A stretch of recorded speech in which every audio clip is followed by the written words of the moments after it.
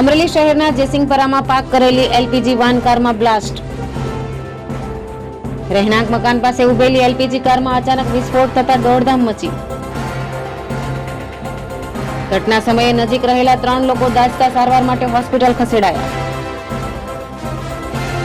પ્રાથમિક માહિતી મુજબ ગાડીની અંદર એસિડ અને ફિનાઇલ હોવું સામે આવ્યું છે. વિસ્ફોટ બાદ કારમાં આગ લાગતા આસપાસ ભયનો માહોલ સર્જાયો. ફાયર ઓફિસર એચસી ગઢવીની આગેવાની હેઠળ ફાયર ટીમે આગ પર કાબુ મેળવ્યો.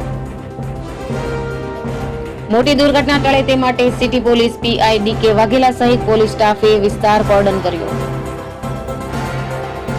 આ ઘટનામાં કોઈ જાનહાનિ થવા પામેલ નથી. ઘટનાને લઈને વધુ તપાસ હાથ ધરવામાં આવી.